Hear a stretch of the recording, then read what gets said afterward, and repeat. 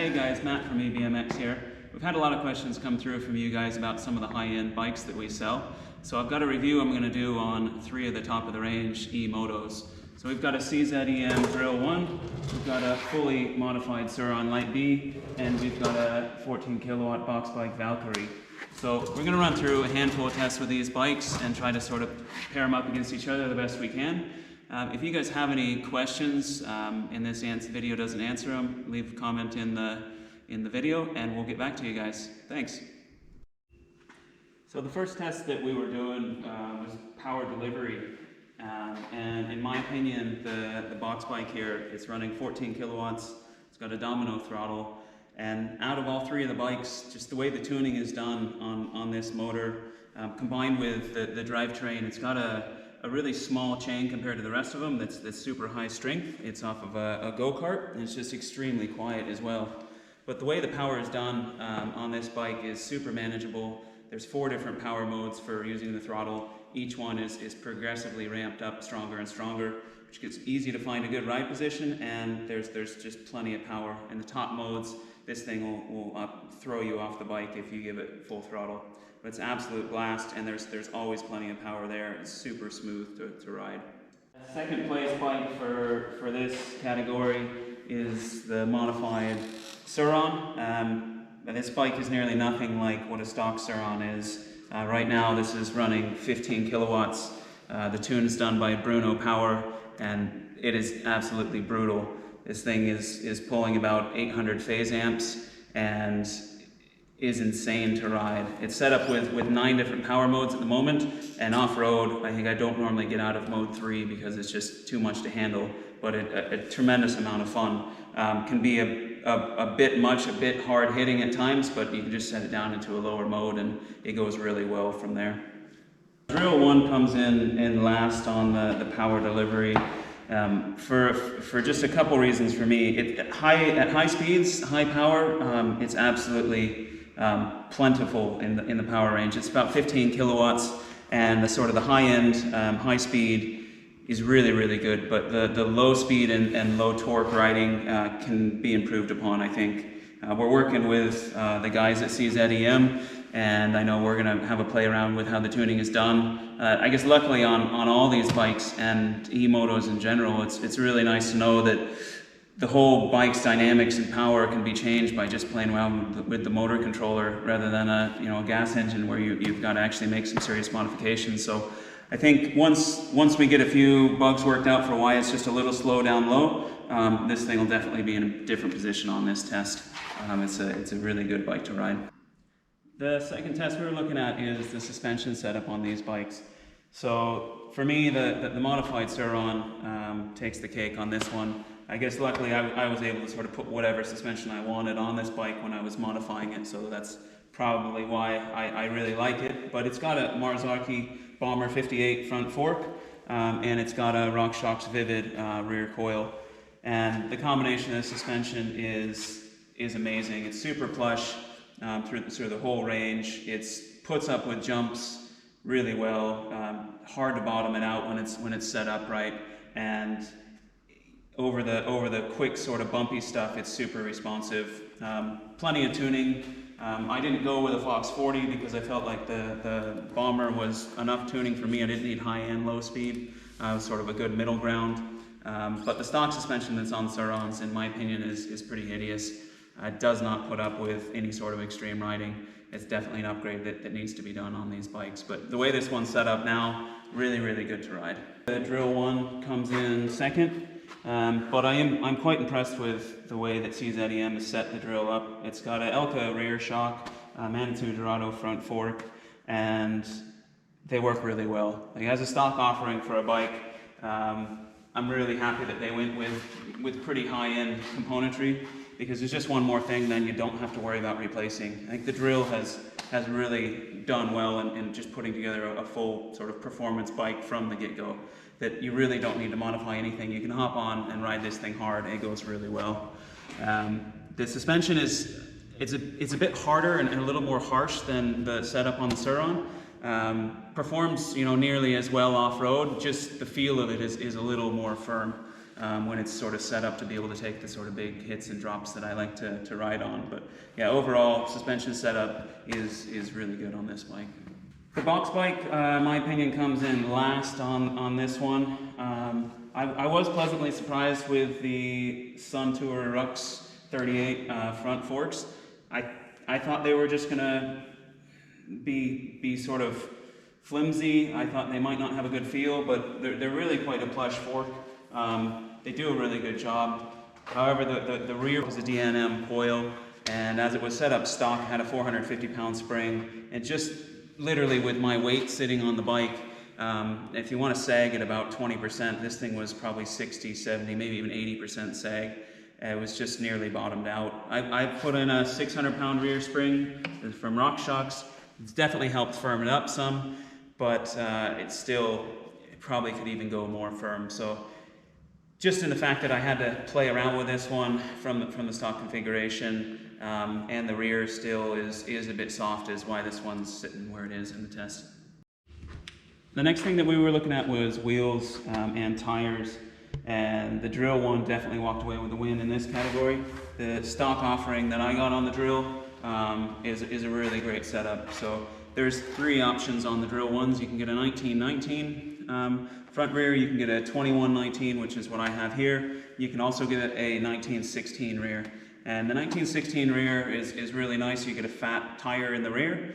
I know that Drill is working on getting a bit of a change done to the rear triangle, so to give an option of a wider rear 19, and I'll be looking forward to that when that comes in one of the future iterations of the bike. But as it is, these wheels are super beefy. Out of all 3 of these bikes, by far the beefiest wheels. They're Excel rims, they're full-on motocross spokes, and these things are just bulletproof. So it's just one of those things to be nice to not have to worry about when you're out riding, that the wheels might start coming apart on you. I've never even had a loose spoke on this and done a lot of hard off-road riding. On the front wheel, I'm running a 80-121, and on the rear wheel, we've got a 70-119. So yeah, really good combination, really happy with these, not a single issue at all. The second option here, I thought it was pretty good, was what I've gotten for the Sur Ron. So these are a set of wheels from Wicked Wheelworks in the States. These are, again, Excel rims, a little bit lower spec than what's on the drill, and a bit smaller spokes as well. So a little bit of a weight saving, but in my opinion, when you got this much power and these sort of weights in these bikes, just getting a beefier wheel set is definitely worth it. I don't really care that they're heavier. I just want them to be stronger. These have come a little bit loose over time. I have to keep an eye on them and sort of tighten them here and there. Well, they have put up with a lot of really hard riding. They've done quite well. So same size front tire. I've got a 21 front and a 19 rear on here.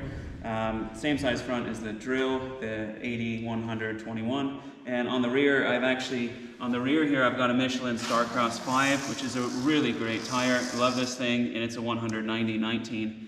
I had to do just a tiny bit of trimming on the right side on the nubs to get it to fit in with the chain here. I know there's some options now to extend swing arms and stuff. The best option would be really just go with an 18 rear, and then you can fit on a full-on 100 wide tire. That would really be the best thing, but this is what I had to work with, so that's what I've done. Been out riding it quite a bit now, and really love having a fat tire on the rear there.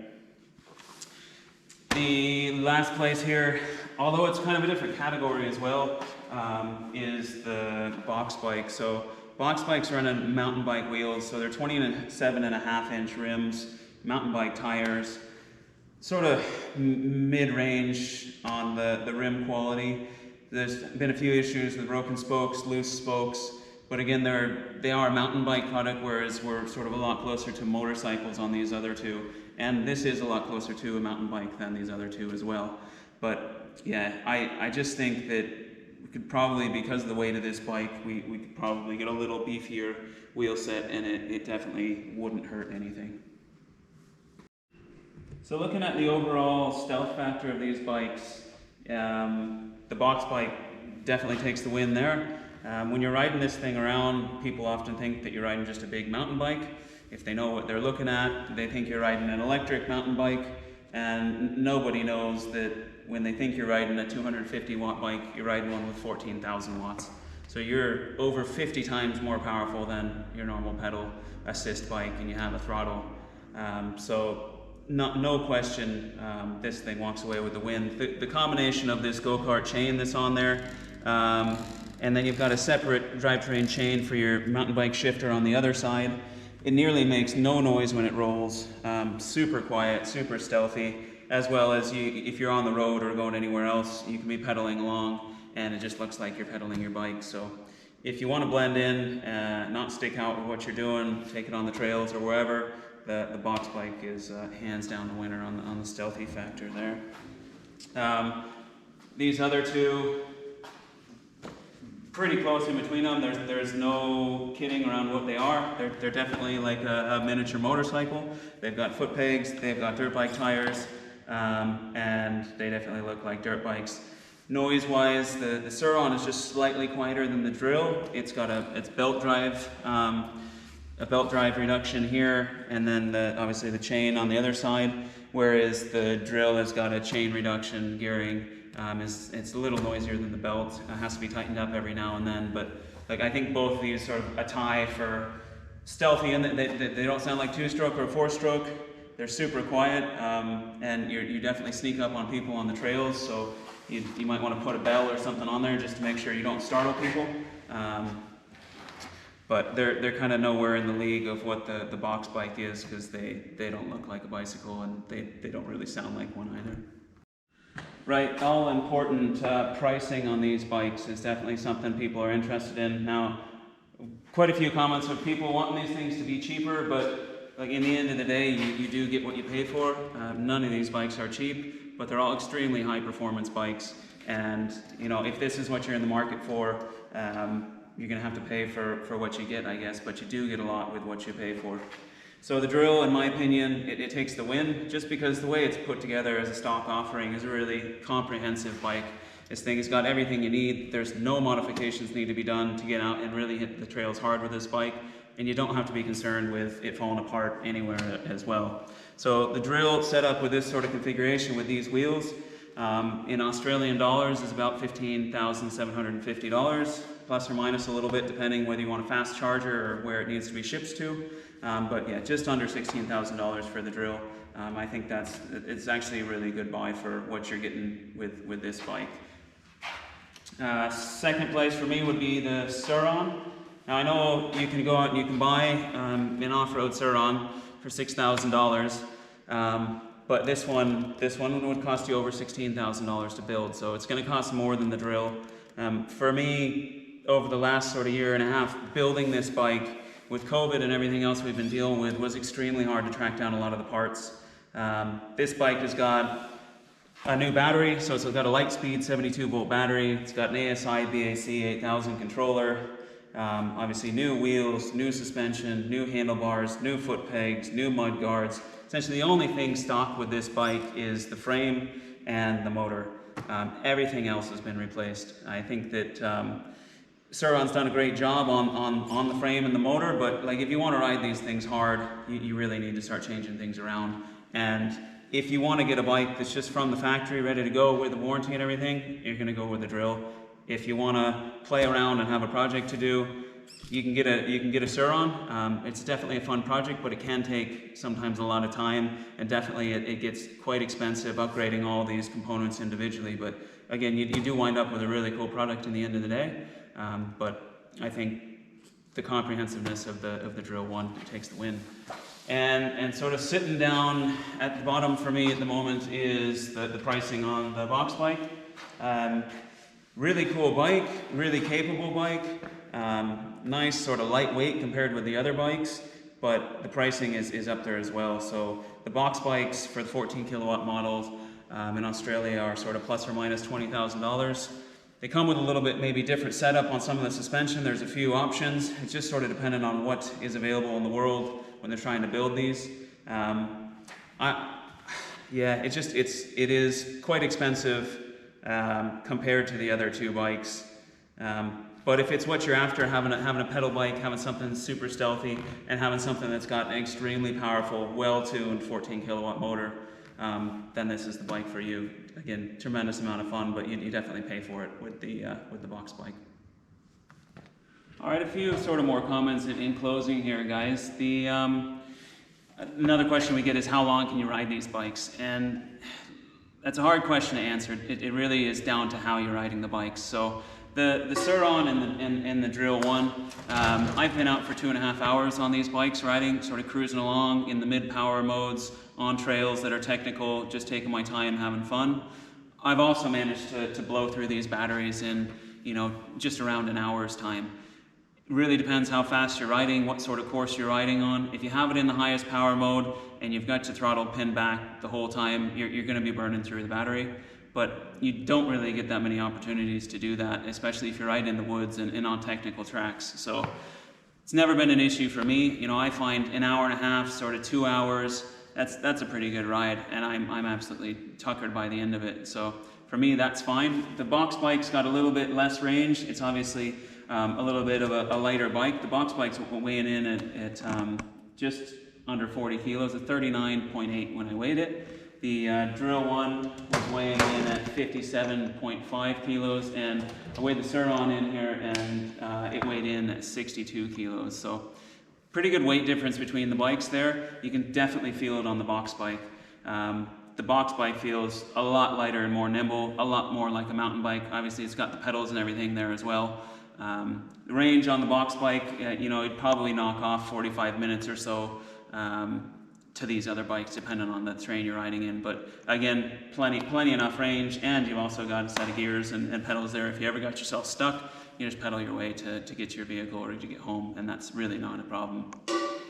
I don't think I can really pick one of these bikes that I would choose over another unless I really had a specific ride I was going to go on. They're really all really good at what they do and in different things. So, in my opinion, riding the Boxxbike, I have a lot of fun, sort of being stealthy, not being seen, taking it places that I might not take a sort of more of a moto, and nobody ever seems to have a problem with it. Whereas the Drill 1 and the Sur Ron, I have a lot of fun on those out on the moto trails and stuff, and just getting around to all the sort of tight, gnarly sort of tracks, whether it's going up or going down. Both bikes do a really great job. I think the main difference for me with these two is that you've got one that's a stock bike, set up really, really great from the factory. The other one's a project bike.